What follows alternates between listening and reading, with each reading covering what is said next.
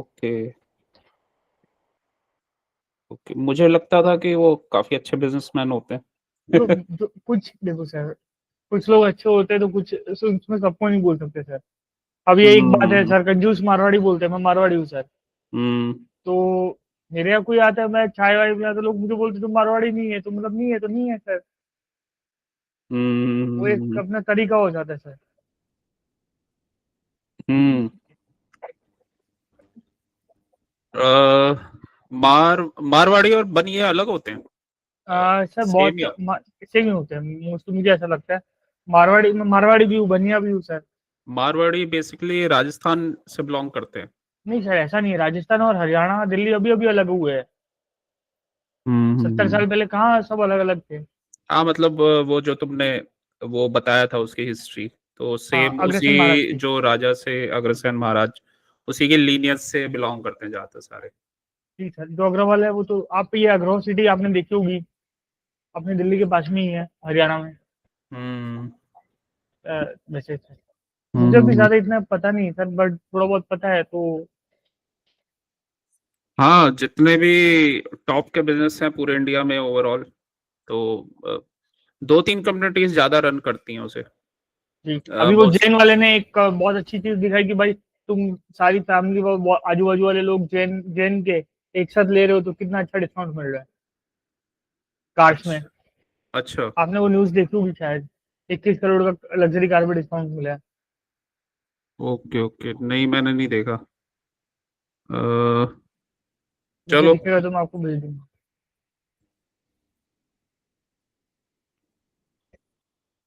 Nifty. अच्छा, ये तो फ्यूचर्स का चार्ट है। एक एक चीज है इसमें जो ये, वैसे तो हम इंडेक्स का ही चार्ट करते हैं क्योंकि एक्यूरेसी उसमें ज्यादा होती है। तो लेकिन अगर कभी ऑप्शन के प्राइस को कंपेयर करोगे ना, तो जैसे फ्यूचर में चलता है वो सेम वैसे ही चलता है मोस्टली। तो मतलब इसको ज्यादा फॉलो करता है वो। तो अ, मतलब जैसे ये कैंडल बना था, मतलब ये अगर यहाँ पे हम ले रहे हैं फ्यूचर 25,700 का, तो ऑप्शन का चार्ट लगाऊंगा ना तो 25,700 का कॉल। तो निफ्टी ट्वेंटी ये फाइव दोनों के बीच में डिफरेंस कितना है? थोड़ा तो रहता है फ्यूचर और उसमें डिफरेंस। Spot spot. स्पॉट क्या होता है कि स्पॉट इसलिए लिया जाता है क्योंकि वहां पे थोड़ा क्लैरिटी ज्यादा आ जाती है, क्योंकि वहां पे कैश में डिलीवरी हो रही है, वो डिलीवरी वाला चार्ट है। तो मैनिपुलेशन जनरली कम होती है वहां में। वहां पे नॉर्मली पोजिशंस क्रिएट की जाती हैं। फ्यूचर्स में क्या होता है, फ्यूचर्स में तो बाय सेल दोनों चलता रहता है। ठीक है। तो ये है मतलब फ्यूचर्स में थोड़ा सा मैनिपुलेशन होता है। तो इस वजह से उसका ऑप्शन का चार्ट लेते हैं, वो उसका लेते हैं हम, स्पॉट इंडेक्स वाला। वाला। ओके। स्पॉट वाला उसमें एग्जैक्टली पता चलता है। बट बहुत बार ऐसा होता है जैसे कई बार क्या होता है कि क्लैरिटी बहुत ही मतलब कुछ कैंडल्स होते हैं, तो कुछ कैंडल्स के फॉर्मेशन उसमें डिफरेंट दिखते हैं। अब जैसे ये 15 मिनट का चार्ट दिखाता हूँ, तो इसमें तो ये मतलब ये प्राइस मैच कर रहा है कि यहाँ दो जी बना और ये 25,700 के आसपास ये बन गया, ऊपर गया। ठीक है। तो ये मैच कर रहे हैं, फ्यूचर का चार्ट है। ठीक है, ये ऑर्डर ब्लॉक दिख रहा है, ये एफईजी दिख रहा है, एफईजी पे आया, लिक्विडिटी स्वीप किया, ऊपर चला गया। और निफ्टी इंडेक्स का लूंगा तो कई बार थोड़ा सा मिसमैच होता है, बट हाँ स्टेबिलिटी के अकॉर्डिंग ये इसका चार्ट ज्यादा बेटर होता है। मतलब अगर लेवल्स हम ड्रॉ करते हैं ना तो इसमें एक्यूरेसी ज्यादा होती है, फ्यूचर्स में एक्यूरेसी नहीं होती इतनी। तो इस वजह से इंडेक्स हम चूज करते हैं। तो हुआ तो ये भी है, बट उसमें थोड़ा सा ज्यादा क्लैरिटी थी। जैसे ये वाला कैंडल, इसमें फुल बॉडी बना है, यहाँ पे सेलिंग आ गई है। जी फिर सर। दूसरा कैंडल ये इस टाइप का बना है। ठीक है, मतलब ये नीचे गया फिर बाइंग आई है, ये दो जी बना है यहाँ पे। तो थोड़ा डिफरेंट कैंडल्स हैं ये। लेकिन अगर निफ्टी फ्यूचर्स लगाता हूँ तो अ,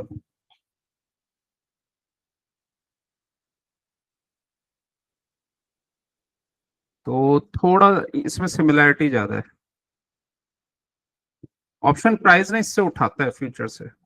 और इंडेक्स का यूज करने का रीजन ये होता है कि इंडेक्स के जो लेवल्स होते हैं वो स्ट्रांग होते हैं। मतलब जो तुम्हें लेवल्स या चार्ट सपोर्ट रेजिस्टेंस ये सब चीजें ड्रॉ करनी है तो उसमें एक्यूरेसी ज्यादा होती है, क्योंकि वो रियल वो होता है जहाँ पे कैश की डिलीवरी हुई है। ये बेसिकली ये क्योंकि कॉन्ट्रैक्ट्स होते हैं तो इस वजह से इसमें एक्यूरेसी कम होती है। तो अब क्वेश्चन है कि क्या करें, क्या यूज करें। तो कोई नहीं, वो तो अगर उसमें सेटअप बन रहा है तो वो भी आराम से यूज कर सकते हो। मतलब जो हम यूज करते आ रहे हैं। और कभी कुछ अगर नहीं आ रहा समझ में, अब तुम स्क्रीन ले रहे हो ज्यादा, तो फ्यूचर्स का चार्ट लगा लेना एक। और नहीं लगाना तो नहीं भी लगा सकते हो, क्योंकि अभी तक तो हम इंडेक्स से ही करते आए हैं। जी सर, मैं ठीक यही है। सोच रहा था कि वो स्क्रीन पे एक निफ्टी बैंक निफ्टी अलग अलग करना होगा तो कर दूंगा, या फिर स्टॉक देखूंगा सर। हम्म। तो नॉर्मल फिर हम इंडेक्स का ही यूज कर सकते हैं। ओके। तो अभी हम पढ़ रहे थे सीआरटी, कैंडल रेंज थ्योरी।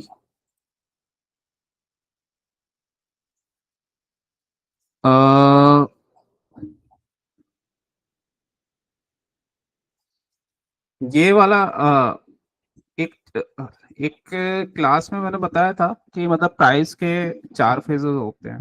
जी सर। एक तो एक्सपेंशन होता है, ठीक है। रिट्रेसमेंट, फिर कंसोलिडेशन। हाँ, रिट्रेस हो गया, कंसोलिडेशन। कंसोलिडेशन हो गया, ठीक है। और रिवर्सल हो गया। रिवर्सल हो गया। जी सर। तो ये चार फेज के अलावा ना प्राइस कुछ भी नहीं करता, मतलब ये चारों ही जी चीजें सर। कर रहा होता है। अब एक्सपांशन हमारा के बाद रिट्रेसमेंट आता है, या कंसोलिडेशन के बाद एक्सपांशन आती है, या रिट्रेस के साथ बाद एक्सपांशन आता है, या हम्म, कंसोलिडेशन के बाद रिवर्सल, एक्सपांशन के बाद रिवर्सल आएगा, यही होता है। हाँ मतलब इसमें ये है कि एक्सपेंशन जो है नॉर्मली एक्सपेंशन के बाद ये आ जाता है, रिट्रेसमेंट आ जाएगा, ठीक है। और या फिर मतलब एक्सपेंशन के बाद ये तीनों आ सकते हैं, कंसोलिडेशन भी हो सकता है, रिट्रेस भी हो सकता है, और रिवर्सल भी हो सकता है। लेकिन कभी भी ना कंसोलिडेशन के बाद रिवर्सल नहीं होता कभी भी। ये याद रखने वाली चीज है। जी सर। कंसोलिडेशन के बाद कभी भी रिवर्सल नहीं होता। मतलब एक अच्छा मूव आया, एक्सपांशन हुआ, फिर कंसोलिडेशन हुआ, उसके बाद रिवर्सल पक्का नहीं होगा। नहीं, इसमें होता ही नहीं है। कंसोलिडेशन के बाद कभी भी रिवर्सल नहीं होता। अगर वो अप ट्रेंड में है, जैसे ये यहाँ पे कंसोलिडेशन हुआ, जी सर। रिवर्सल नहीं होगा, इसका एक्सपेंशन ही होगा। या सर तो ये ऐसा कितनी देर में देख सकते हैं? जैसे आप अभी मुझे डेली में दिखा रहे हो, 4 आवर में ये चीज लागू होगी, 5 मिनट में लागू होगी, 1 मिनट में लागू। हर जगह। ओके, तो फैक्टर। जो रेंज है ना, एक्सपेंशन का रेंज, मतलब ये कंसोलिडेशन का रेंज, उसके बाद कभी भी ये नहीं होगा कि रिट्रेस हो जाए, ये रिवर्सल हो जाए। मतलब ये प्राइस यहाँ पे ऐसे नहीं होगा कि ये कंसोलिडेशन हो रहा है और यहाँ से यहाँ चला गया, ठीक है। हमेशा रिवर्सल जो होता है वो एक्सपेंशन के बाद होता है, ठीक है।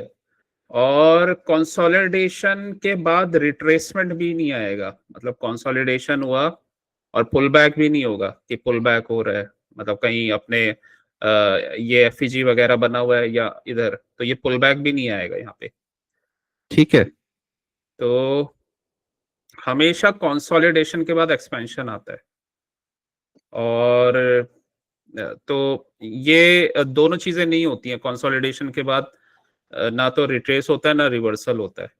तो ये ध्यान देने वाली चीज है। इसके बाद हमेशा एक्सपेंशन होता है कंसोलिडेशन के बाद। तो अगर ये पॉइंट याद है ना, मतलब अगर ये चीजें याद है, तो जब भी कभी रिवर्सल होगा, मतलब जैसे यहाँ पे कंसोलिडेशन हो रहा है, ठीक है, अब मैंने बोला कंसोलिडेशन के बाद रिवर्सल नहीं होता है, तो कंसोलिडेशन का मतलब होता है एक रेंज में प्राइस का चलना, ठीक है। तो ये बेसिकली यहाँ एक रेंज में अगर प्राइस ये देखे ना, तो ये दो कैंडल तो रेंज में है, ये वाले, ये कंसोलिडेशन है, दो कैंडल का रेंज है, ठीक है। लेकिन अब मैंने बोला है कि कभी भी इसके बाद रिवर्सल नहीं होता कंसोलिडेशन के बाद, मतलब यहाँ से प्राइस डाउन ट्रेंड में तो रिवर्सल नहीं जाएगा, हमेशा कंसोलिडेशन या कोई रेंज होगा ना, तो उसका पहले मैनिपुलेशन होगा, पहले वो मैनिपुलेशन होगा, ठीक है, तब तब जाके रिवर्सल होगा हमेशा। अगर वो पहले ही बिना मैनिपुलेशन के ये ऊपर चला जाता ना, ये कैंडल बन जाता, तो मतलब वो ट्रैप है, वो नीचे जाने वाला है, ठीक है। इसको अगर स्मॉलर टाइम फ्रेम में देखोगे ना, तो वहां पे क्लैरिटी हो जाएगी। यहाँ पे कंसोलिडेशन चल रहा है ये दो कैंडल्स में, फ्राइडे का 26 सितंबर और 29 सितंबर, इसका लो, इसका लो ना इसने तोड़ा नहीं, मतलब इसकी बॉडी क्लोज नहीं हुई, ठीक है, यहाँ पे बॉडी क्लोज हो गई है नीचे। तो अगर मैं 15 मिनट्स में देखूँ ना 26, और ये क्या हुआ था 29 को, तो ऐसे चल रहा था।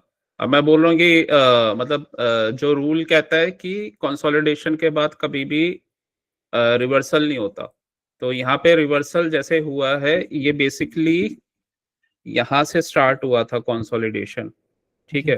तो हमेशा ना पहले कुछ ना कुछ वहां पे वो लो ब्रेक होगा, मतलब टर्टल सूप वगैरह या कुछ ये स्टॉप लॉस का हंट होगा, तो ये इसके नीचे स्टॉप लॉस हंट हुआ, ठीक है, तो उसके बाद, हाँ उसके बाद रिवर्सल हो सकता है। लेकिन अगर ये स्टॉप लॉस हंट नहीं होता, मतलब ये रेंज का ब्रेक करके स्टॉप हंट नहीं होता, ठीक है, वैसे तो ये लो था, तो अगर स्टॉप हंट नहीं होता तो ये ऊपर प्राइस नहीं जाता, फिर मतलब ये रिवर्सल नहीं होता फिर ये।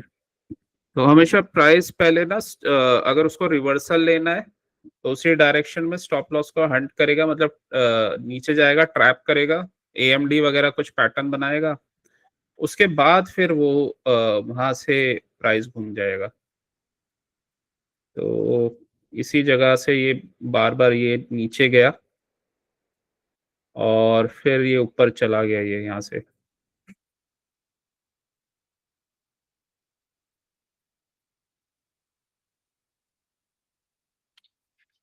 ठीक है। ये इस कैंडल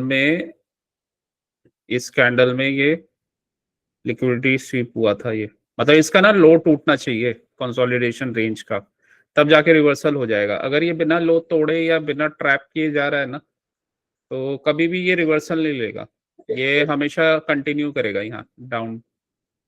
अगर ये यहाँ पे लिक्विडिटी स्वीप नहीं करता और पहले ऊपर जाता, तो ये क्या करता है, ये इक्वल हाइस के ना यहाँ पे स्टॉप लॉस हंट करता और नीचे चला जाता है ये।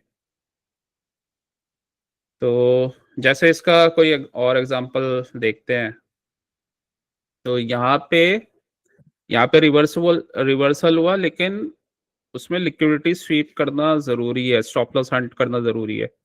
अब यहाँ पे कंटिन्यूशन हुआ है, मतलब कंसोलिडेशन के बाद कंटिन्यूशन होगा, तो इस वाले रेंज में देखो यहाँ पे भी कंसोलिडेशन हो रहा है, ठीक है, तो यहाँ पे भी कंसोलिडेशन हो रहा है।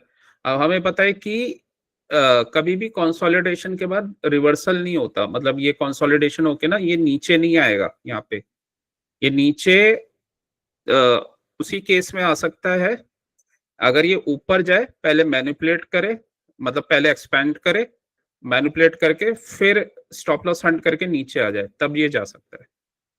तो इसने ऐसा नहीं किया, इसने इस ये जो रेंज थी मतलब इनका यहाँ पे लिक्विडिटी स्वीप किया है, तो ये ऊपर ही किया था ये इन दो कैंडल्स का इसमें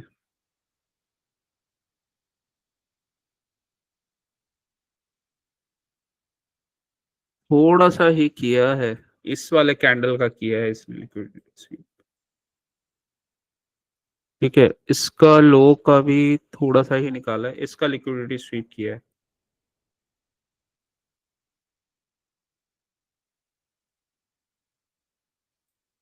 और उसके बाद फिर ये अपसाइड चला गया, मतलब ये यहाँ से कंटिन्यूशन का ही ट्रेड बना।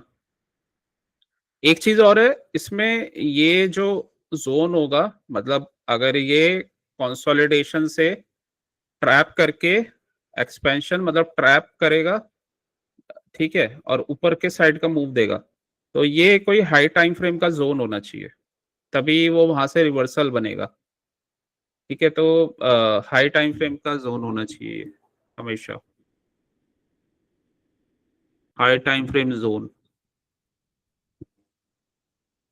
ठीक है, और जब भी फिर कंसोलिडेशन होगा तो कंसोलिडेशन के बाद हमने बोला है कि मतलब ये रूल कहता है कि रिवर्सल और रिट्रेसमेंट नहीं होता, तो जब तक ये जैसे यहाँ पे कंसोलिडेशन हो रहा है। मनु भाई एक सेकंड, मैं आपसे एक क्वेश्चन पूछना चाहता हूँ। आपने प्रियंका जी को कुछ बोला था? उनकी क्लास नहीं हुई दिवाली के बाद, वो अभी लीव पे है। ओके, मेरे पास हाँ, मैसेज अभी आ रहा है, अच्छा क्या कह रहे हैं? यही कि भाई मैं रेगुलर क्लास ले रही हूँ और ये है। मैंने बोला मैं भी रेगुलर क्लास ले रहा हूँ, मैं IRL में टकरा हुआ अभी। तो हम्म मैंने बोला मैं क्लास में हूँ, मैं 1 घंटे 1.5 घंटे में कॉल करता हूँ। बोला ओके हम्म। ठीक है। वो तो अभी हॉलीडेज पे हैं, वो दिवाली, थोड़ा वो बिजी बिजी चल रहे हैं, तो इतनी मेरी नॉर्मली वैसे मैं बिजी रहता हूँ ना, तो ज्यादा बात नहीं होती, क्लास क्लास में ही हो जाती है, तो उसके बाद फिर टाइम ही नहीं मिलता मेरे को ज्यादा बात करने का, या तो मैं बिजी रहता हूँ या फिर किसी की क्लास चल रही होती है मेरी, या अपने ट्रेड जी में सर। बिजी रहता हूँ मैं, जी सर। तो ज्यादा फिर बात मतलब ज्यादा पर्सनल इधर उधर की बातें हो नहीं पाती, तो जी सर। ट्रेड्स पूछ लिया वो ट्रेड बता देते हैं, तो ये भी प्रियंका जी भी बिजी रहती हैं और अभिषेक जी भी, क्योंकि वो उनके किड्स भी हैं, स्कूलिंग है, और दूसरा उनका कुछ अपने पर्सनल काम भी है, घर है, फिर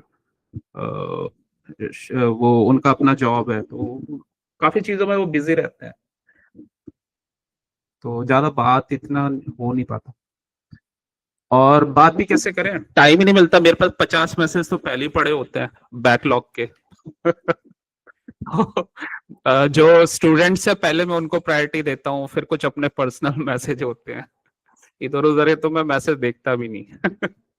बहुत सारे इग्नोर करने पड़ते हैं मैसेज, तो ओके, तो ये कंसोलिडेशन वाला पार्ट है, ठीक है, कंसोलिडेशन वाला पार्ट है। अब रूल के अकॉर्डिंग कंसोलिडेशन के बाद कभी रिवर्सल नहीं होता, तो ये जी कंसोलिडेशन सर। के बाद एक्सपेंशन हुआ, ये तब तक इसमें एक और तरीका है देखने का, जब तक कि आपका टारगेट नहीं आ जाता।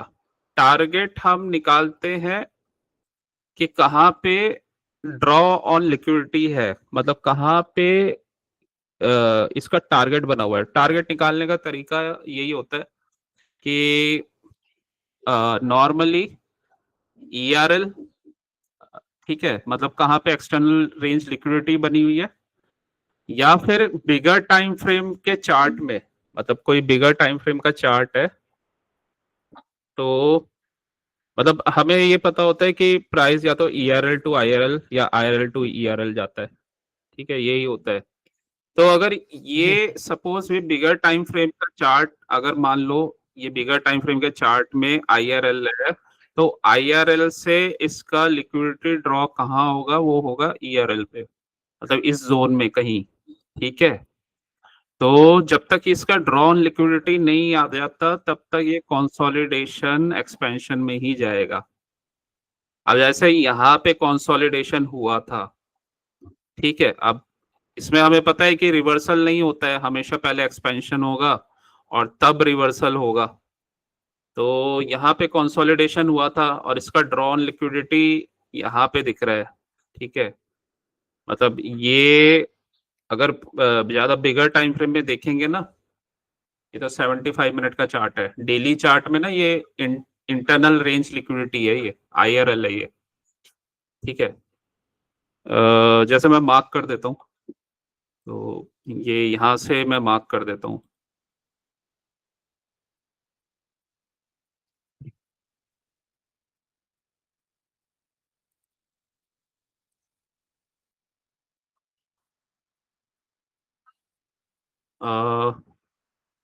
अब इसको ना डेली टाइम फ्रेम में देखो कहाँ पे है ये। डेली टाइम फ्रेम में ये, मतलब इससे बिगर टाइम फ्रेम में ये क्या है, ये एक्सटर्नल रेंज ERL। ERL कहाँ का, ये है सेल साइड का ERL, sell side liquidity, by side liquidity.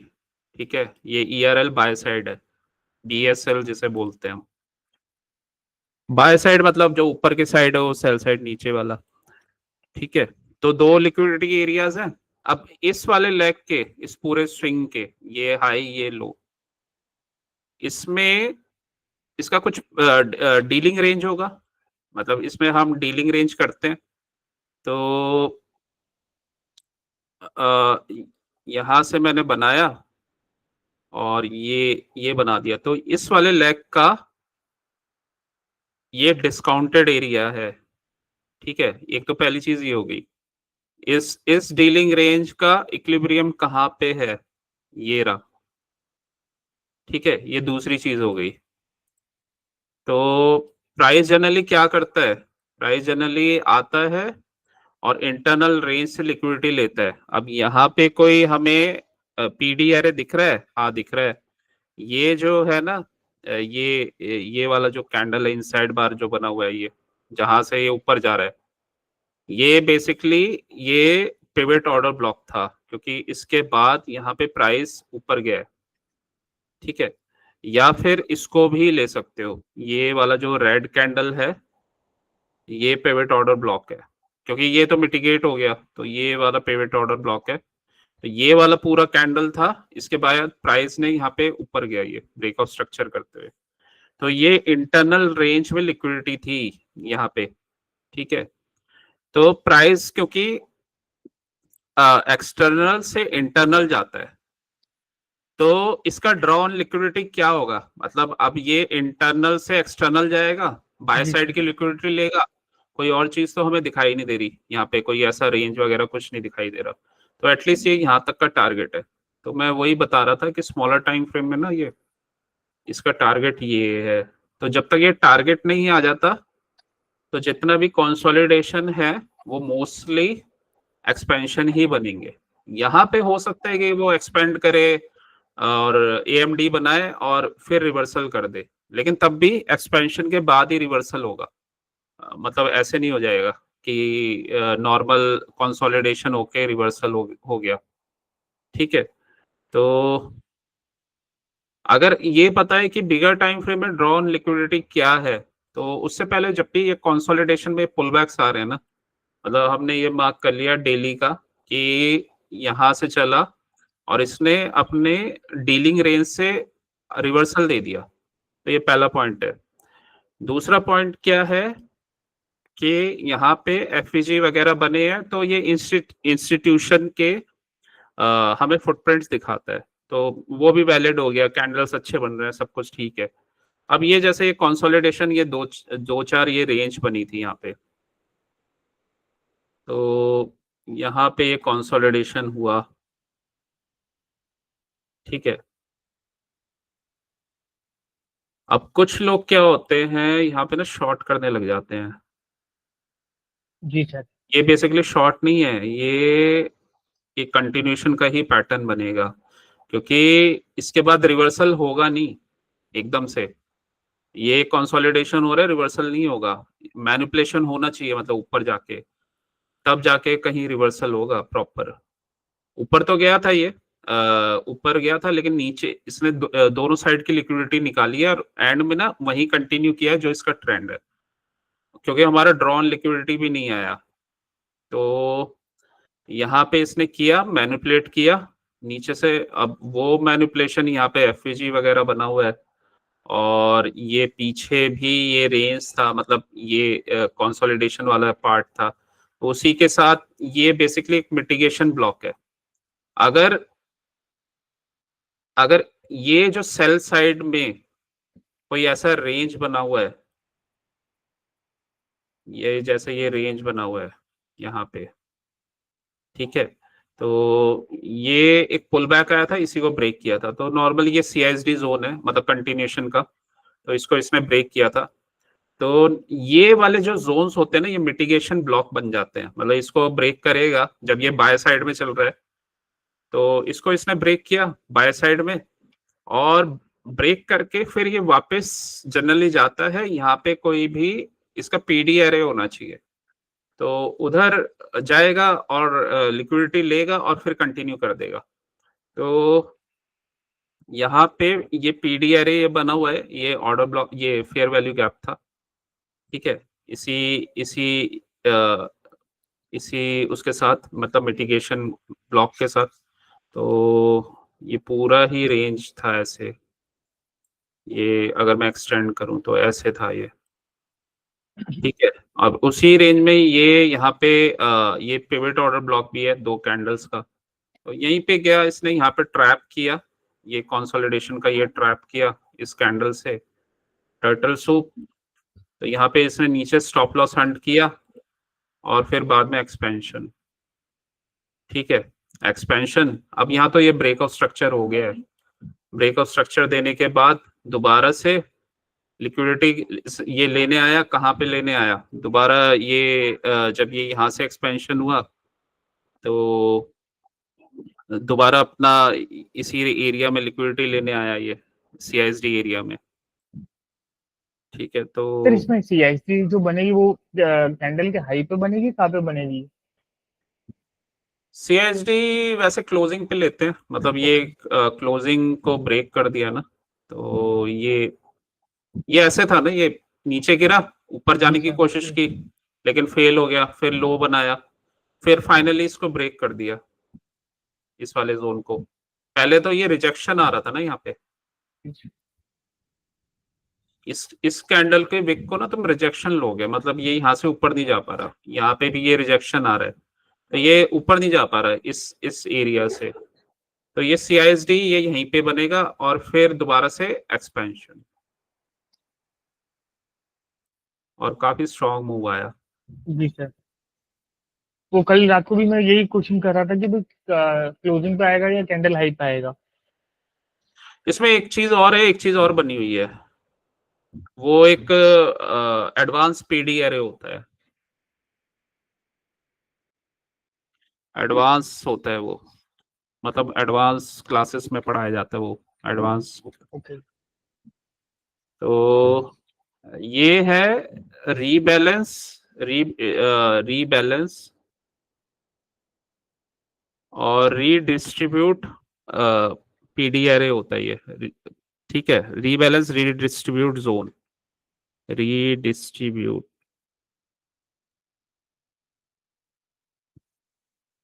ठीक है। तो आ, या फिर ये मतलब रीबैलेंस रीडिस्ट्रीब्यूट एरे, इसको आरबीआरडी भी बोलते हैं, आरबीआरडी।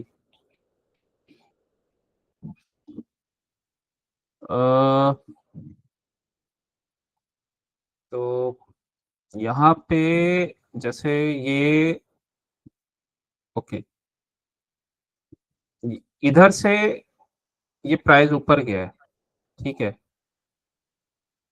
ये जनरली होता क्या है, ये होता है जैसे यहाँ से प्राइस ऊपर गया, मतलब ये प्राइस ना ऊपर गया था, ये दोजी कैंडल बन गया, ठीक है। तो प्राइस ऊपर गया, लेकिन फिर बायर्स ने प्राइस को नीचे पुश कर दिया, मतलब एक विक बन गई है, ठीक है, विक बन गई। तो उसके बाद सेकंड कैंडल क्या बना, सेकंड कैंडल अगेन मतलब यहाँ से प्राइस को पुश किया था, लेकिन सेकंड कैंडल ने इसे ब्रेक कर दिया, ठीक है, सेकंड कैंडल ने इसे ब्रेक कर दिया।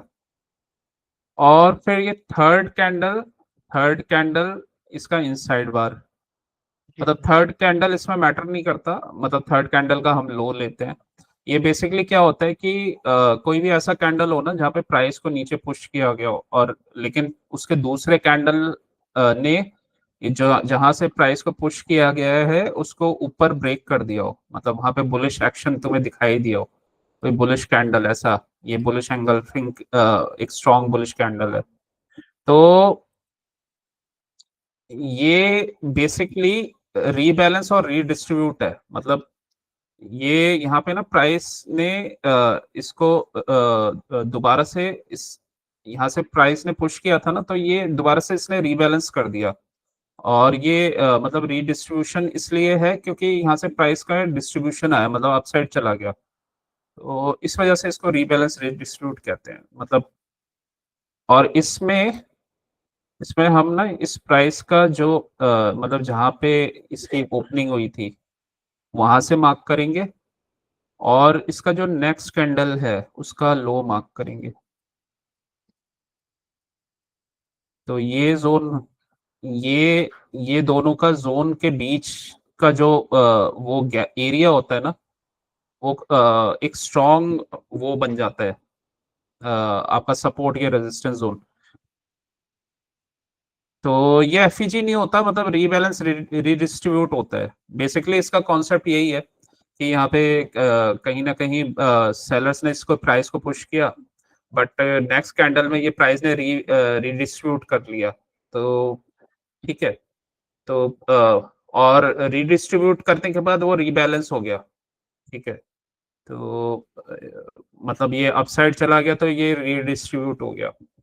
यहाँ पे प्राइस नीचे गया था ऊपर से, मतलब कोई भी ऐसा विक हो और विक में उसको वो जो उसका नेक्स्ट कैंडल है वो उसको मतलब अपसाइड या डाउन साइड क्लोज कर दे, तो वो रीबैलेंस रीडिस्ट्रीब्यूट कैंडल होता है।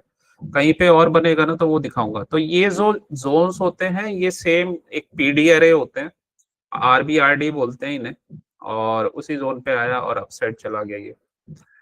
कहीं और दिखाता हूँ, कहीं और बना है तो जी ये सर। बना, यहाँ पे बना है, यहाँ पे बायर्स ने प्राइस को ऊपर पुश किया, जी सर। ठीक है, मतलब यहाँ से प्राइस को ऊपर पुश किया, तो ये प्राइस को ऊपर पुश किया, लेकिन फिर क्या हुआ, सेलर्स ने फिर प्राइस को डाउन पुश कर दिया और ये इसका लो तोड़ दिया, जी सर। मतलब ठीक है। तो ये लो टूट गया, इसका इसके बाद जो ये कैंडल है, ये वाला कैंडल, इसका हाई को मार्क कर लेंगे,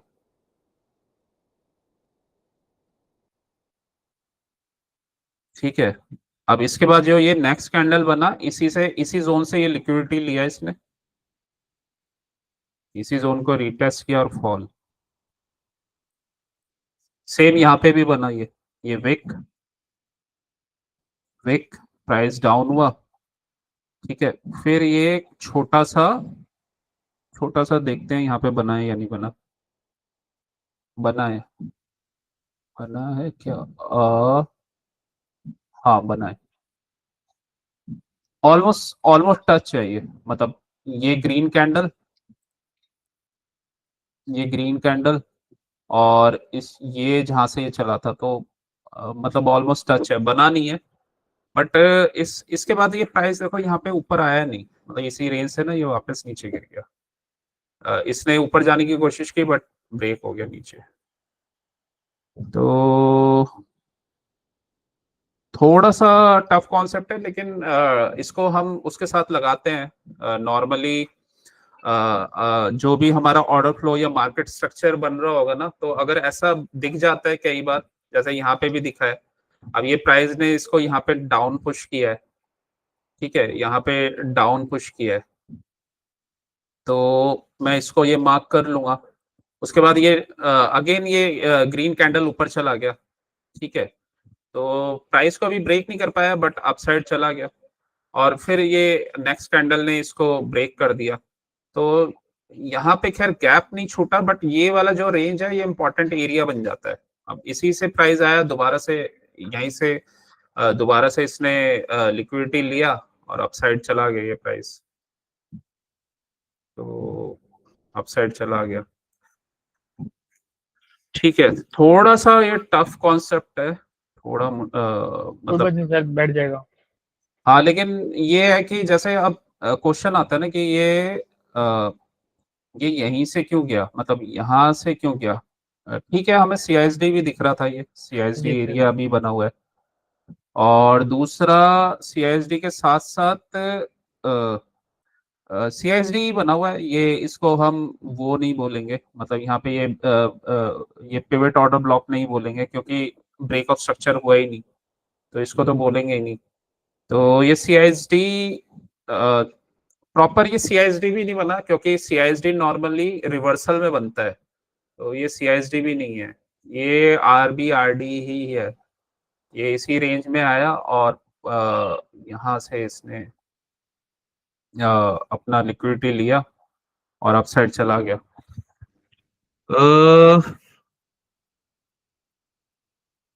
एक ये स्विंग लो से एक इसमें एक चीज मेरे को चेक करनी पड़ेगी, ये वाले स्विंग लो से जो हम उसमें देखते थे ना कि प्रॉपर पुल बैक है या नहीं है, तो पुल बैक है, ये 0.382 को टच कर रहा है, ठीक है। तो अगर मैं फिबोनाची, अब क्योंकि ये 0.382 को टच कर गया तो इसको ही लो लूंगा मैं, और इसका लो और ये हाई लिया, ये भी 0.382 को टच कर रहा है, मतलब ये स्विंग लो बना है, तो इसी को लो लूंगा मैं फिर, ठीक है। अब मान लो प्राइस यहाँ पे आ रहा है, तो ये स्विंग स्विंग लो, ये स्विंग हाई, ये इसका डिस्काउंटेड एरिया में, और डिस्काउंटेड एरिया में बना हुआ था आरबी आरडी, तो वो चीज है। क्योंकि देखो ये इसका रीजन पता होना चाहिए कि ये यहाँ से प्राइस ऊपर क्यों गया। अगर ये स्विंग लो और ये स्विंग हाई में अगर तुम देखोगे तो ऑर्डर ब्लॉक तो ये बना हुआ है, पिवट ऑर्डर ब्लॉक, ये ऑर्डर ब्लॉक नहीं है, क्योंकि यहाँ से क्या हुआ है, यहाँ से कोई भी ब्रेक ऑफ स्ट्रक्चर नहीं हुआ है, इस वाले एरिया से यहाँ से हुआ है, तो ऑर्डर ब्लॉक तो ये बना हुआ है, बट प्राइस यहाँ से आके क्यों ऊपर चला गया, तो इसका रीजन यही था, ये आरबीआरडी बना हुआ है। सर ये आरबी आरडी जो है वो ओबी जैसा एक्ट करेगा, या उसका मेन फंक्शन क्या यूजफुल पीडीआरए आपको? ये होता है, वो पीडीआरए का मतलब वहां से प्राइस रिएक्ट करता है, मतलब वो स्ट्रॉन्ग सपोर्ट या रेजिस्टेंस की तरह एक्ट करता है ये, तो ये यहाँ पे सपोर्ट की तरह इसने एक्ट किया। इसमें लॉजिक यही है कि सेलर्स ने प्राइस को यहाँ दबाने की कोशिश की, बट बायर्स ने प्राइस को ऊपर पुश कर दिया, तो वो पहला कंडीशन है। तो जो ये मतलब ये जहां से सेलर्स ने पुश किया ना और बायर्स ने उसको ऊपर ले गए, ठीक है, तो वो एरिया और उसके नेक्स्ट कैंडल का मतलब आप लो ले लो यहाँ पे, क्योंकि प्राइस ऊपर जा रहा है, जैसे हम एफवीजी में लेते हैं, तो ये वाला जो जोन है ये बेसिकली आरबीआरडी वाला जोन हो गया। रीडिस्ट्रीब्यूट इसलिए इसे इसलिए बोलते हैं क्योंकि इसमें दोबारा से डिस्ट्रीब्यूशन हुआ है। डिस्ट्रीब्यूशन वर्ड जो है यहाँ पे इसलिए यूज किया जाता है जब प्राइस में मूवमेंट आता है, तो ये रीडिस्ट्रीब्यूट है। रीबैलेंस मतलब इस प्राइस को पहले रीबैलेंस किया और फिर रीडिस्ट्रीब्यूशन हुआ, तो प्राइस जब ये यहाँ पे आया तो वापस ये ऊपर चला गया। तीन चार कॉन्सेप्ट इसमें यूज हुए हैं इसमें, मतलब इसको पता लगाने के लिए, इसको सिंप्लिसिटी से भी कर सकते हैं लेकिन समझने के लिए वैसे भी कर सकते हैं।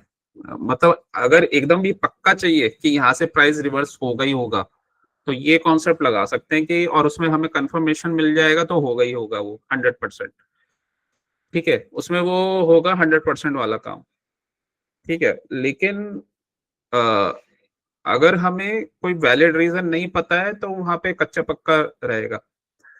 जी तो सर। पहला कॉन्सेप्ट यही है कि प्राइस में जब हमने हम कहाँ से लेके चले, हम बात कर रहे थे स्टार्टिंग से कि प्राइस चार उसके बिहेवियर होते हैं। उसमें हमने कंसोलिडेशन को लिया, ठीक है, कंसोलिडेशन वाले पार्ट को लिया।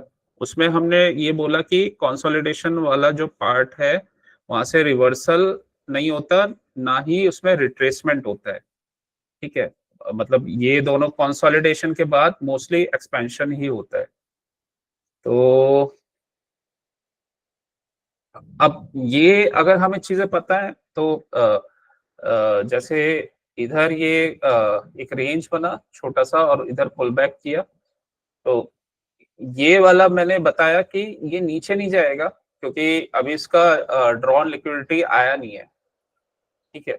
और दूसरा, हमेशा कभी भी इसका रिवर्सल नहीं आएगा एकदम, मतलब कंसोलिडेशन के बाद। और यहाँ पे मिटिगेशन ब्लॉक था तो इसने इसी एरिया से, और ये एक छोटा पिवट ऑर्डर ब्लॉक, तो वापस यहीं से ऊपर लिक्विडिटी लेके ऊपर चला गया, ठीक है। अब ये इसने यहाँ पे ब्रेक ऑफ स्ट्रक्चर किया, यहाँ ब्रेक ऑफ स्ट्रक्चर किया, वापस गिरा प्राइस, वापस गिरा। लेकिन क्वेश्चन ये है कि ये इधर से क्यों गया, ये वाला इसी जोन से क्यों गया? ये तो ना हमें एफईजी दिख रहा है, ऑर्डर ब्लॉक भी नहीं दिख रहा, क्योंकि यहाँ से इम्पल्सिव मूव तो आया ही नहीं है, ऑर्डर ब्लॉक ये बना हुआ है ऊपर। जी सर। तो इसका यही रीजन है, यहाँ पे ये आरबीआरडी ये बना हुआ था, और प्राइस कभी भी कंसोलिडेशन से रिवर्सल नहीं करता है। तो बेसिकली इसने पहले ऊपर जाके, मतलब यहाँ पे पहले तो ये यहाँ पे ट्रैप किया था कंसोलिडेशन के बाद, फिर दोबारा से यहाँ लिक्विडिटी लिया और ऊपर चला गया। सिंपल वर्ड्स में ये तो ठीक है, मतलब ये दिख रहा है नॉर्मली ये डबल बॉटम स्ट्रक्चर भी है, जी लेकिन डबल बॉटम का लॉजिक पता होना चाहिए क्यों बन रहा है ये, तो ये रीजन है इसका। और इसमें इजी तरीका ये भी है कि नॉर्मली वैसे तो अगर यहाँ पे शॉर्ट का ट्रेड लिया भी, तो जब ईआरएल के आसपास पहुंच गए तो वो वैसे भी निकल जाओ। नहीं ले सकते सर, मूविंग एवरेज फेवर में नहीं होगा सेल में।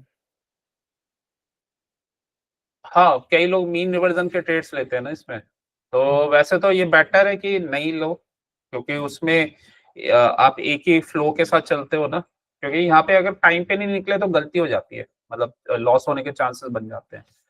सही डायरेक्शन में लोगे तो लॉस होने के चांस काफी कम रहते हैं, क्योंकि उसमें गलत भी हो जाते हैं ना तो मार्केट रिकवर करके आपको प्रॉफिट दे देता है। लेकिन यहाँ पे रिकवरी नहीं होगी, ये तो एग्जिट टाइम पे करना ही पड़ेगा एक ही कैंडल में, अगर नहीं किया तो हो गए ट्रैप। और अगर ये नहीं पता मार्केट क्या कर रहा है तो उम्मीद में ही बैठे रहेंगे, फिर दे देगा वो लॉस बड़े वाला। जी सर। तो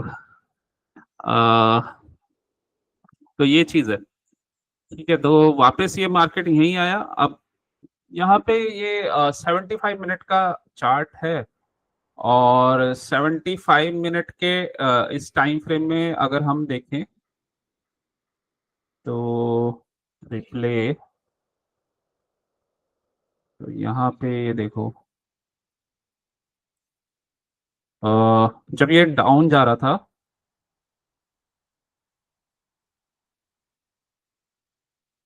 तो 5 मिनट में क्या कर रहा था ये, तो बहुत बार ऐसा होता है कि 5 मिनट में ये तुम्हें डाउन ट्रेंड में दिखेगा, बट उसका टारगेट वगैरह ना वो वहीं तक होता है जहां तक उसका जोन बना हो। तो यहाँ पे काफी लोग ट्रैप हो जाते हैं, मतलब एक शॉर्ट का ट्रेड 5 मिनट के अकॉर्डिंग बन जाएगा। यहाँ पे ये गया नीचे, ये लिक्विडिटी स्वीप करता हुआ दिख रहा है, शॉर्ट मूविंग एवरेज डाउन है, बनेगा, बट निकलना कहाँ है वो भी पता होना चाहिए, ठीक है। वैसे तो यहाँ पे हमें सीआईएसडी दिख रहा है इस रेंज में, लेकिन इतने में निकलते निकलते तो बहुत देर हो जाएगी, तो टारगेट अगर पता है तो वहां पे हमें निकलना पड़ेगा, ठीक है।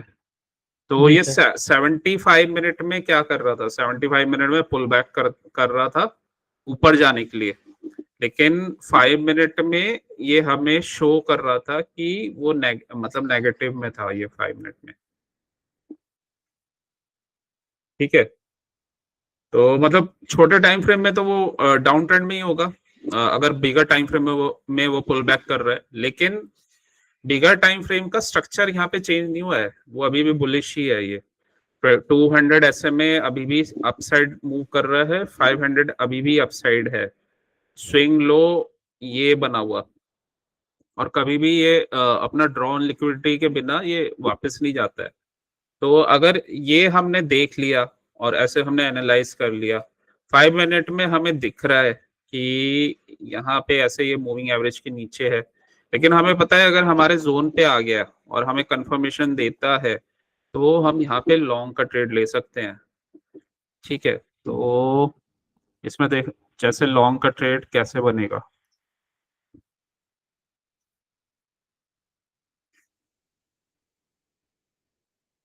यहीं से बन जाएगा ये, यहाँ पे ब्रेक ऑफ स्ट्रक्चर, ये विड्रॉ ब्लॉक, यहाँ से लिया जा सकता है। मूविंग एवरेजेस भी चेंज हो रही हैं। ठीक है, और एक नॉर्मल ये भी ट्रेड लिया जा सकता है कि अगर ये सब हमने देखा हुआ है, क्योंकि ये इतने इतने कैंडल्स में भी बहुत सारे पॉइंट्स बन जाते हैं। ये 3-4 कैंडल्स में 40-50 पॉइंट तो वैसे ही बन जाएंगे।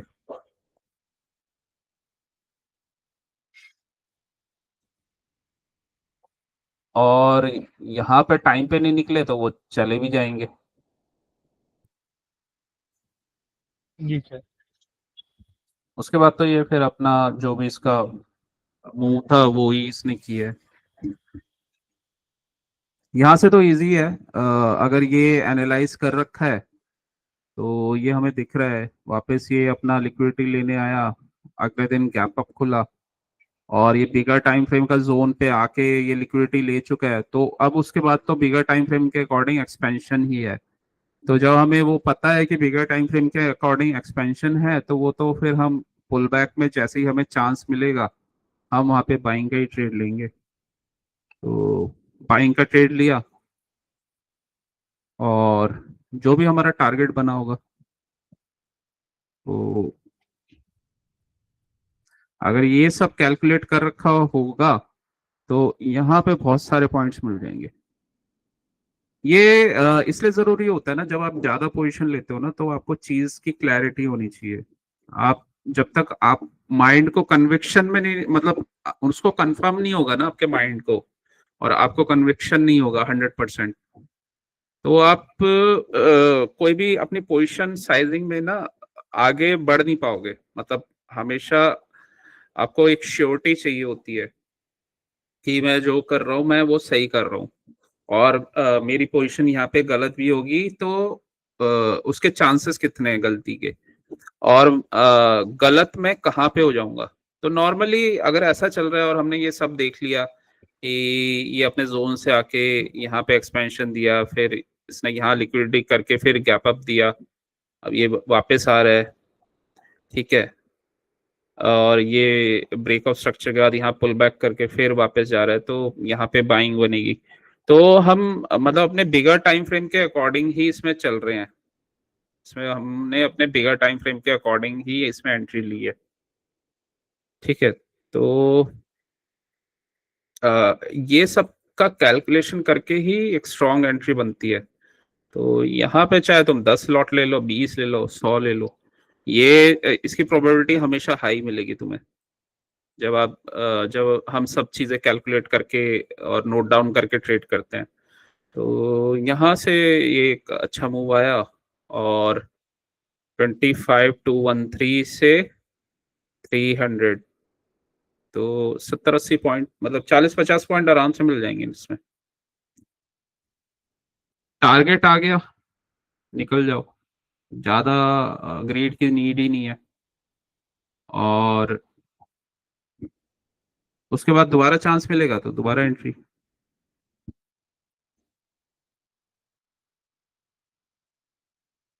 जी सर। ब्रेकआउट करके रिटेस्ट किया जी सर। अभी इसने, डब्ल्यू जैसा। कंसोलिडेशन कर रहा है, फिर वही करेगा। अगर नीचे ब्रेक मैनिपुलेट करेगा तो बाइंग बनेगी। एक मैनिपुलेशन का कैंडल ये बनाया है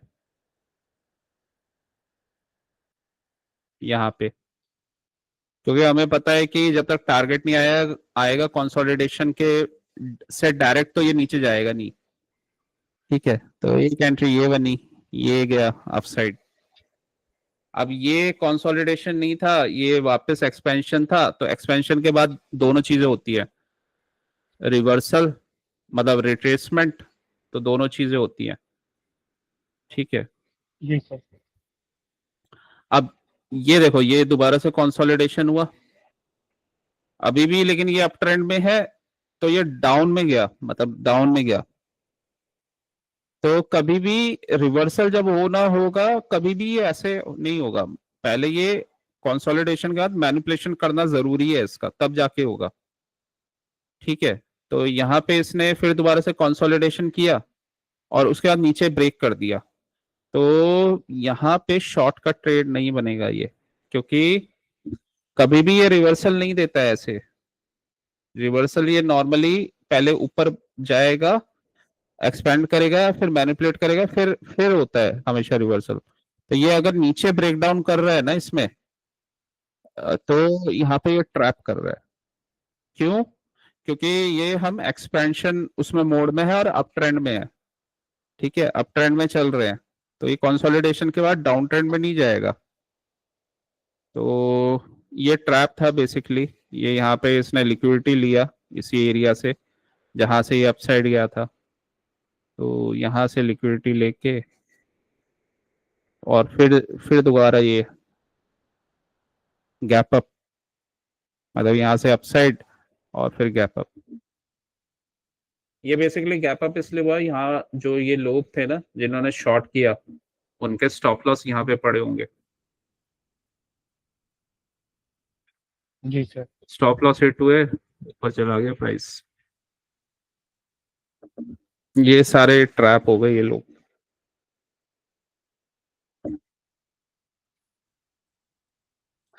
थोड़ा सा है, मतलब वैसे तो लेकिन प्रैक्टिस से आ जाएगा। जैसे तुम जी सर। चार्ट में इसको देखोगे ना, समझोगे।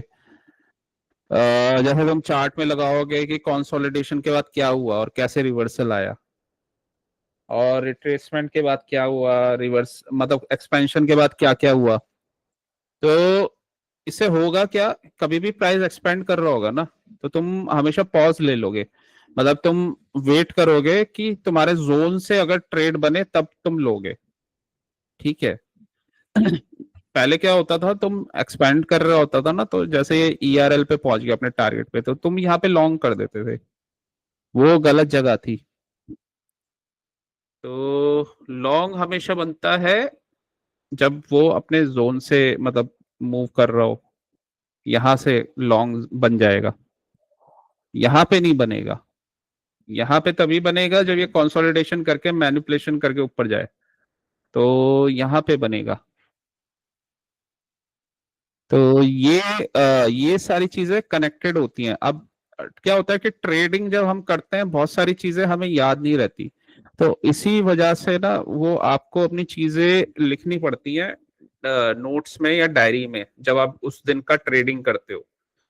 ठीक है, अब अगर इस दिन का अगर ट्रेडिंग कर रहे हो, तो ये अगर लिखा हुआ है कि ये वाला जो जोन है ये एक्सटर्नल रेंज लिक्विडिटी है, और यहाँ पे अगर ये इसने ब्रेक किया तो मुझे यहाँ पे लॉन्ग नहीं करना है।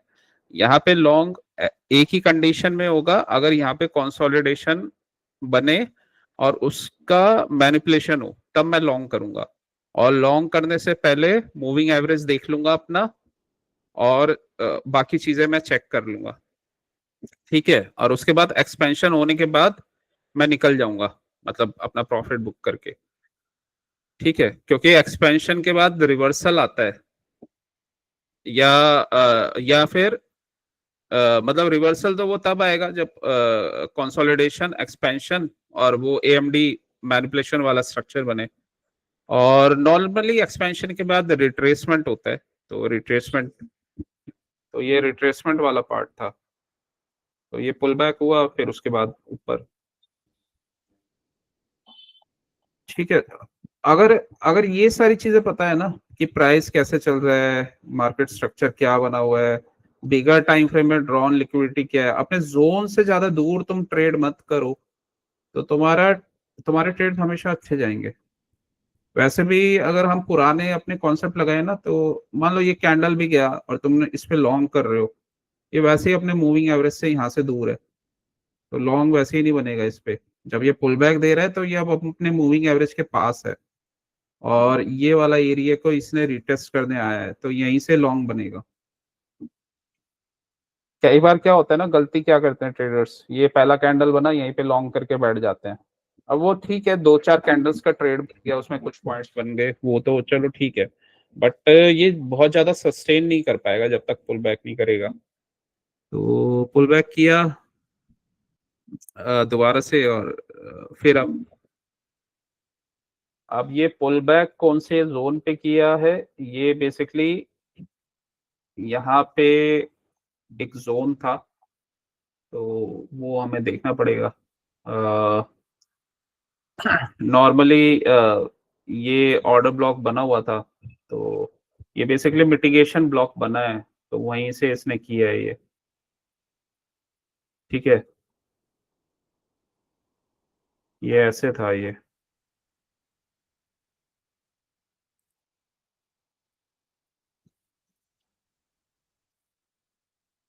यहाँ से ब्रेक हो गया, यहाँ पे प्राइस रुकना चाहिए था, यहाँ से नीचे जाना चाहिए था, बट इसको मिटिगेट किया, इसी को रिटेस्ट किया।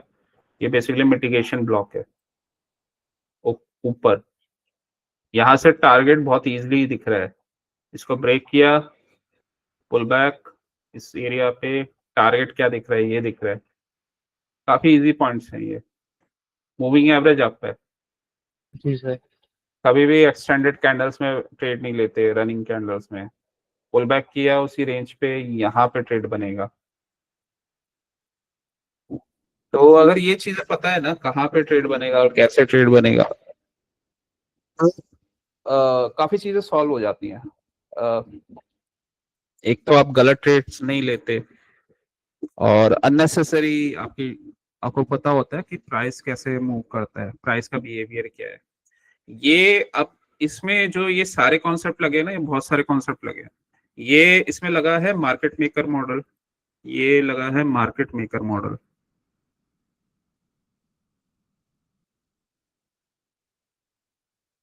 और इसमें लगे हैं एक्सपेंशन, रिट्रेसमेंट, रिवर्सल और कंसोलिडेशन वाले कॉन्सेप्ट। इसमें लगा है मिटिगेशन वाला कॉन्सेप्ट। ठीक है, मिटिगेशन। अब इसका टारगेट ये था, ये आपका ये कर्व जो है, ये सेल साइड वाला कर्व है, यहीं से इसने रिवर्सल लिया, सीआईएसडी बनाया, ब्रेक ऑफ स्ट्रक्चर, वापस पुल बैक, लिक्विडिटी लिया, यहां से ये बाय साइड का वो स्ट्रक्चर शुरू हो गया। बिगर टाइम फ्रेम में क्या बना हुआ था, बिगर टाइम फ्रेम में बाइंग में ही था। ठीक है, स्मॉलर टाइम फ्रेम में स्टार्ट हुआ, तो हमारा व्यू क्या होगा, हमारा व्यू अपसाइड का ही होगा। व्यू अपसाइड का बन गया, बस एंट्री लेने की जगह ढूंढनी है। एंट्री कहाँ पे बनेगी, इसने ये इस वाले एरिया को मिटिगेट किया ब्रेक करके, उसके बाद इसी को रिटेस्ट किया, तो यहाँ इस कैंडल पे एंट्री, टारगेट क्या दिख रहा है, ये टारगेट। ठीक है, मूविंग एवरेज भी हमें साफ बता रहे हैं, अब तो हमारे फेवर में आ गया। मतलब बिगर टाइम फ्रेम का मूविंग एवरेज और 75 मिनट का मूविंग एवरेज यहाँ पे फेवर में आ गया, यहाँ पे हमारे फेवर में नहीं था। ठीक है, यहाँ पे हमारे फेवर में आ गया। तो जब दोनों वैसे फेवर में रहता है और कहीं सही जोन से जाता है और ऊपर हमें दिख रहा है, टारगेट दिख रहा है, तो आराम से ये ट्रेड बनता है। ये इजी पॉइंट्स है काफी। तो ऐसे ऐसे पॉइंट्स में लाखों रुपए बन जाते हैं आराम से, क्योंकि ये कंफर्म पॉइंट्स होते हैं। ठीक है,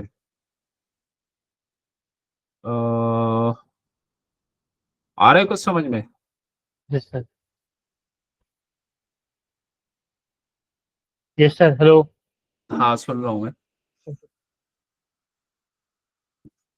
अभी अब हम कल यही देख रहे थे कि इसने अभी ये कर क्या रहा है, वही कॉन्सेप्ट को लगाया तो यहाँ पे इसने डेली टाइम फ्रेम में यहाँ पे रेंज बनाया था। एक्सपेंशन एक्सपेंशन के बाद रिवर्सल होता है और रिट्रेसमेंट होता है, बट नॉर्मली अगर इसको रिवर्सल देना है तो यहाँ एक कंसोलिडेशन होना चाहिए, और कंसोलिडेशन होके ऊपर ट्रैप ऊपर करके जाना फिर चाहिए। हाँ फिर कुछ करे तो हो जाएगा। तो यहाँ पे हुआ था ये,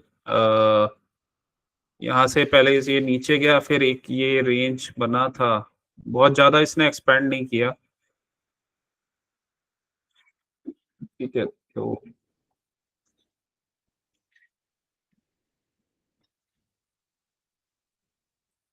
यहाँ पे ये ऊपर गया है एक बार,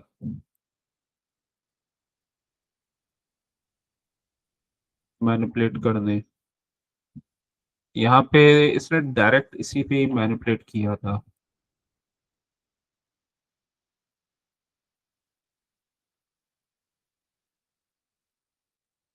ओके, यहाँ इसका टारगेट भी आ गया था पूरा। ओके, तो प्राइस फिर घूम गया, कंसोलिडेशन, एक्सपेंशन, कंसोलिडेशन, ठीक है, ऊपर ट्रैप, फिर एक्सपेंशन। तो अब ये तो मूविंग एवरेज नीचे ही है।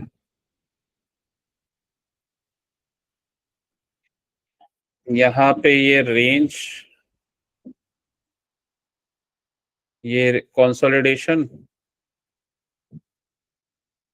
और नीचे ब्रेक किया, फिर इसको कंसोलिडेट किया और ऊपर जाके रिवर्सल किया।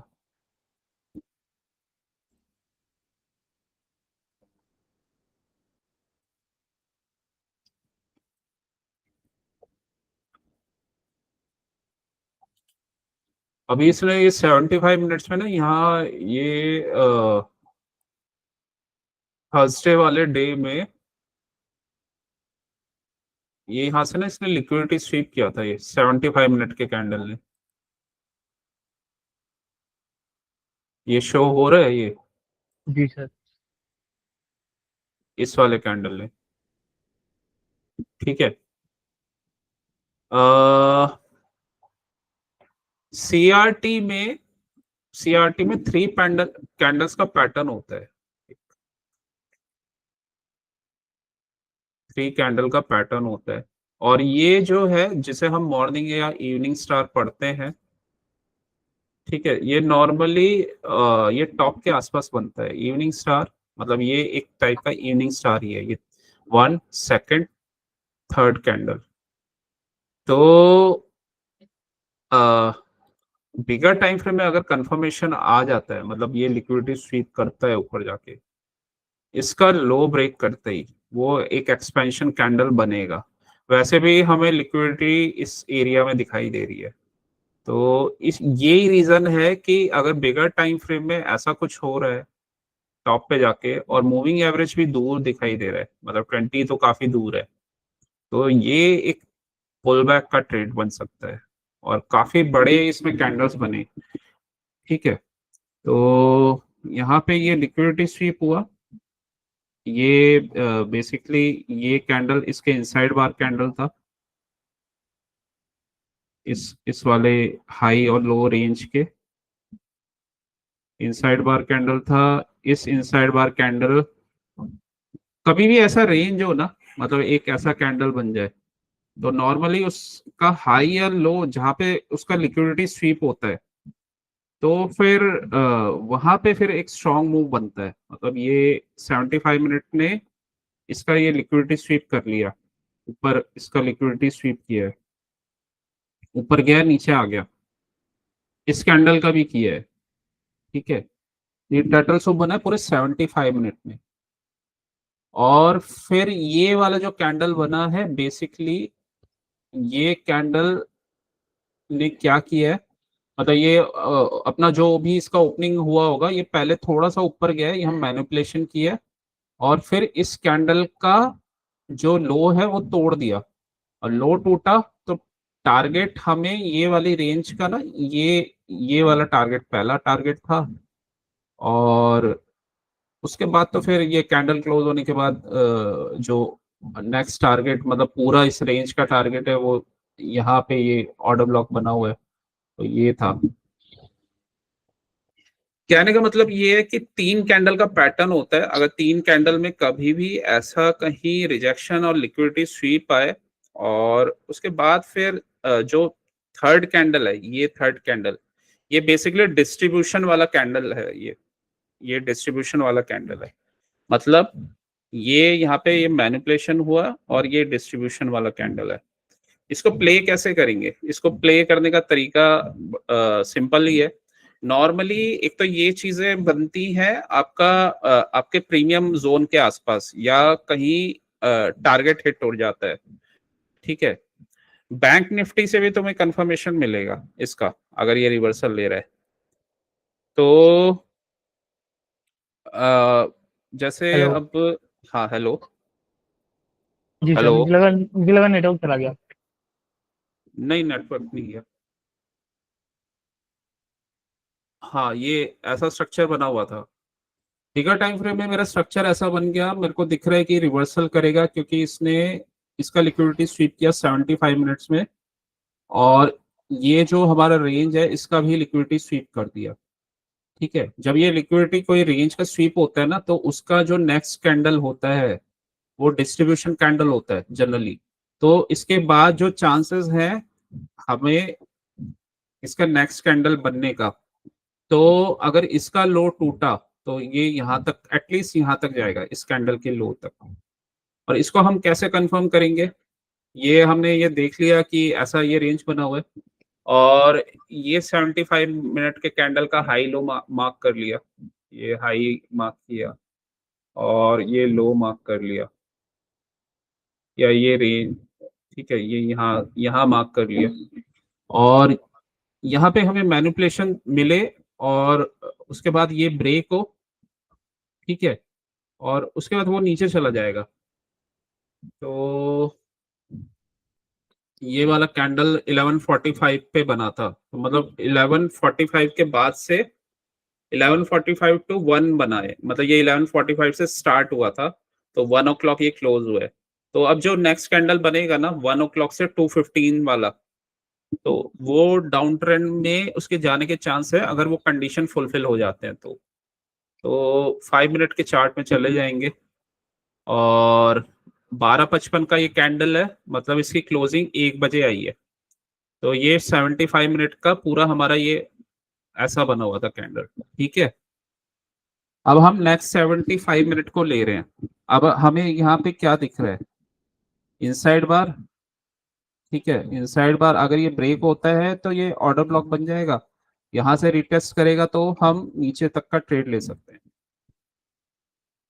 और इसका हमने एनालिसिस बिगर टाइम फ्रेम में कर लिया है, इसने ये जो लिक्विडिटी स्वीप किया बिगर टाइम फ्रेम में कर दिया है, तो देखते हैं। अब यहाँ से देखो ना, ये अभी मूविंग एवरेज ऊपर है, लेकिन इसका कंफर्मेशन हमने उसमें लिया हुआ है कि ऐसा कुछ कंडीशन बना तो तब हम ले लेंगे। तो अब नया कैंडल ये 75 मिनट का स्टार्ट हो गया, ये उसका ये पहला 5 मिनट का कैंडल है। हमें चाहिए ऊपर जाए, ये ऊपर गया, ठीक है, ऊपर जाए, इधर से इसने ऊपर गया, और ये यहाँ पे लिक्विडिटी इसने लिया। अब ये क्या कर रहा है, इसका लो तोड़ रहा है, ठीक है। अगर ये इसी केस में अगर ये यहाँ पे हमें बैंक निफ्टी में मिल जाता है कंफर्मेशन 1:20 के कैंडल में, तो हम यहाँ से शॉर्ट कर देंगे, टारगेट हमारा ये रहेगा, क्योंकि हम ये एक्सपेक्ट कर रहे हैं कि 75 मिनट के कैंडल ने लिक्विडिटी स्वीप कर लिया, और ये ऊपर 2 कैंडल का रेंज बना था, तो अब जो नेक्स्ट कैंडल है अगर ये उसका लो तोड़ता है तो नीचे जाने वाला है। ठीक है, तो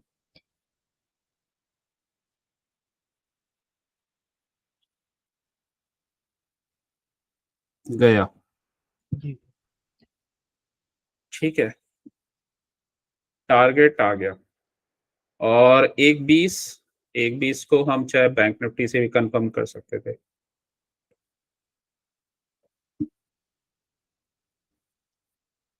बैंक निफ्टी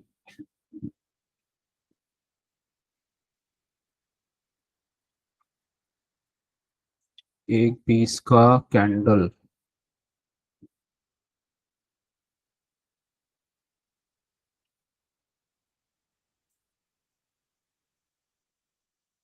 एक बीस, 1.20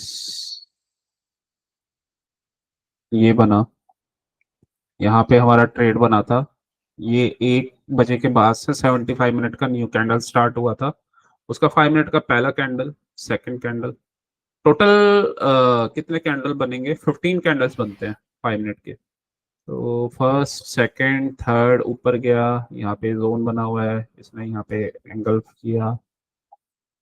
तो वो यहाँ पे देखो, एक चीज है, इसने ना पहले ही ब्रेकआउट स्ट्रक्चर दे दिया बैंक निफ्टी में। यहाँ पे कंफर्मेशन नहीं आया था, यहाँ पे हमें दिख रहा है कंफर्मेशन। तो इस टाइप से इसको कंफर्म किया जाता है। यहाँ इसने पहले ही ब्रेकआउट स्ट्रक्चर, ये जोन ब्रेक कर रखा है। जी सर। ये तो जस्ट जैसे ब्रेकआउट स्ट्रक्चर के बाद ना ये ऊपर, ये यहाँ पिवट ऑर्डर वहाँ ब्लॉक पे से लिक्विडिटी लेने गया है। तो ये रिजेक्शन किया, रिजेक्शन के बाद नीचे जा रहा है, तो यहीं से हमारा शॉर्ट का ट्रेड बन जाएगा। तो यहाँ से रिजेक्शन और उसके बाद शॉर्ट का ट्रेड। अब ये ज्यादा गिरा है, मतलब ये निफ्टी ज्यादा वीक है तो तभी ये ज्यादा गिरा है, ये इतना नहीं गिरा। लेकिन हाँ, यहाँ पे ट्रेंड हमें चेंज होते हुए दिख रहा है। और इसका टारगेट तो ज्यादा दूर था, तो टारगेट भी इसके थ्रू भी देख सकते हैं। ठीक है, तो उसके बाद ये गया नीचे, मतलब जो भी इसका टारगेट होगा आगे, तो आगे तक।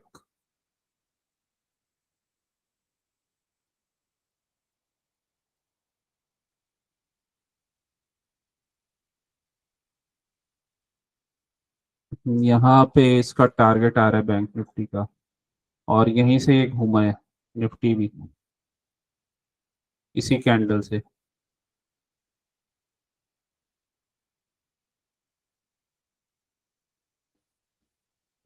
तो ये पूरा ट्रेड था यहाँ तक, यहाँ से शॉर्ट करो, पूरा ट्रेड ले लो।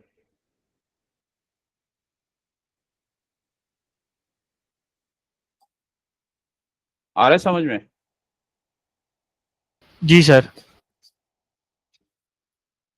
ये 3 कैंडल का पैटर्न है, ये 3 कैंडल का पैटर्न है ये। तो यहाँ पे ये सीआरटी का ना, ये 3 कैंडल पैटर्न था ये पहला कैंडल, ये सेकंड कैंडल लिक्विडिटी स्वीप, इसने रेंज का भी लिक्विडिटी स्वीप किया है।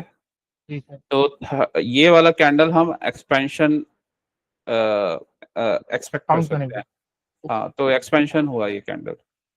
अब जब ये कैंडल एक्सपेंशन हुआ ना 75 मिनट का, अब इसका नेक्स्ट कैंडल हमें पता करना है, सेकंड कैंडल कैसा बनेगा। पहली बात तो जब ये डाउन जा रहा है और इसका लिक्विडिटी ये नीचे पड़ा हुआ है, मतलब 75 मिनट का, तो ऑब्वियसली हमारा व्यू जो होगा, हमारा व्यू डाउन ट्रेंड का ही रहेगा। ठीक है, तो ये कैंडल का लेकिन रेंज हमें पता होना चाहिए।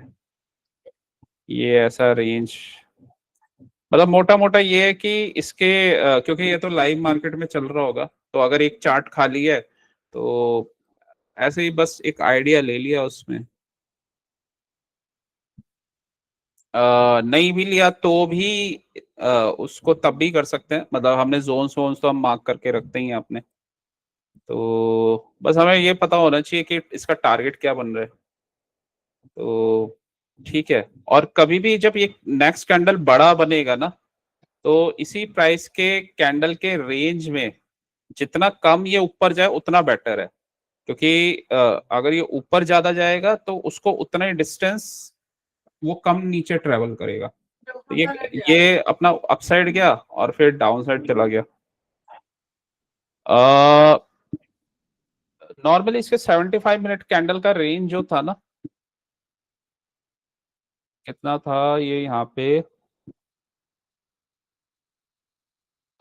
इसको 40-50 पॉइंट मान लो, इतना ही रहता है इसका, 50-60 पॉइंट।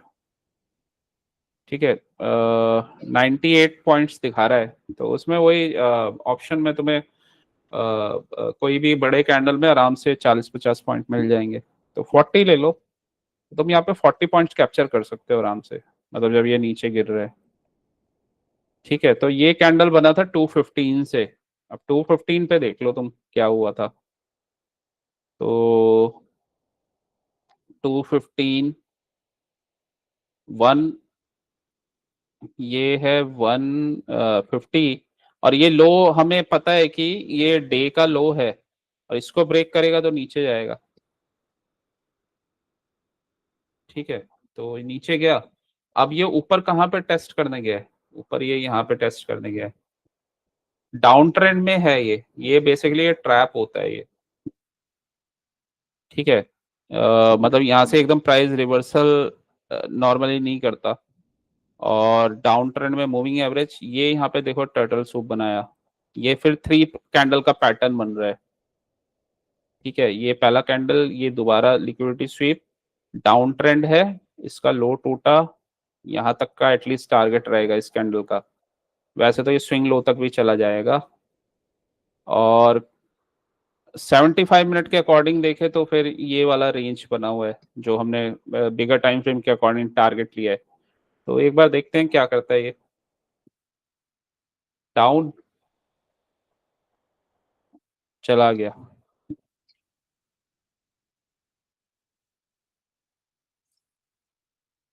तो यहाँ तक का टारगेट इसने दे दिया। ठीक है, जी सर। अब अब यहाँ पे कई बार लोग गलती कर देते हैं, लॉन्ग करना स्टार्ट कर देते हैं, बट जी सर। मूविंग एवरेज हमें डाउन दिख रहा है, टारगेट ओपन दिख रहा है, ये कोई जोन भी नहीं है लिक्विडिटी। तो और यहाँ पे ये जोन पे इसने टर्टल सूप बनाया है, 3 कैंडल का पैटर्न बनाया है, इसका लो ब्रेक होते ही शॉर्ट का ट्रेड बना है, और ये नीचे भी चला गया, ये ब्रेकआउट स्ट्रक्चर हो गया, ये कोई बहुत ज्यादा स्ट्रॉन्ग एरिया नहीं था, आराम से ब्रेक कर दिया इसने, और ये अपने लिक्विडिटी जोन तक चला गया। ठीक है, वैसे भी सही, तो सेकेंड लेग में तो काउंट होगा, ये जो हर बार मैं गलती कर रहा था, सेकेंड लेग में काउंट होगा। और कोई भी बड़ा इंस्टीट्यूट एक बार में बाय सेल तो करेगा ही नहीं, दूसरा मूव तो देता ही है, एक्यूमुलेट करके फिर वापस शॉर्ट सेल करेगा। हाँ उसे अपने टारगेट तक तो जाना ही पड़ेगा, मतलब वो अपना जो भी उसका है वहीं पे लिक्विडिटी होगा, वहीं पे बिग प्लेयर्स अपने ऑर्डर्स वो फिल करेंगे, मिडल में तो ये कहीं ऐसे रुकेगा नहीं। और ये जब डाउन ट्रेंड में भी है, तो यहीं से लिया और वहां पे कंफर्मेशन भी आ रहा है, तो शॉर्ट का ट्रेड। तो तो यही यही स्ट्रक्चर था यहाँ पे अभी। और वही हम 75 मिनट में कंफर्मेशन इसलिए कर रहे थे क्योंकि उस वो बिगर टाइम फ्रेम का पिक्चर हमें दिख जाता है, क्लैरिटी मिल जाती है। फ्राइडे का कैंडल क्या था? फ्राइडे का कैंडल तो हमने कल डिस्कस किया था, इसी कैंडल के रेंज में खुला था, ऊपर गया, ऊपर के जोन से लिक्विडिटी लिया, इसका लो तोड़ दिया, मतलब ये वीकनेस है। तो पहले ही कैंडल मतलब आपको दिखा रहा है कि डाउन ट्रेंड। और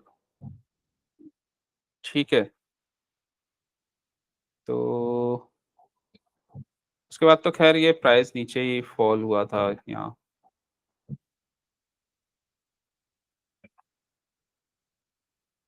इस वाले एरिया से ऊपर गया ये। अ,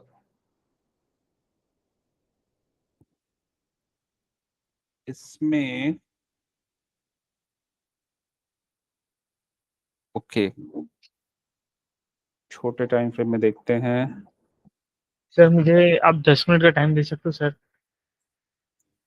हाँ मैं 10 मिनट एक बार जाके आऊँ? हाँ, आ जाओ। ठीक है सर, फादर का कॉल आ रहा है इसलिए जाना पड़ रहा है। हम्म। 10 मिनट में आए सर, मतलब मैं आपको आके कॉल करूँ? 15-10 तक आ जाऊंगा। ठीक है, कॉल कर देना। Okay sir.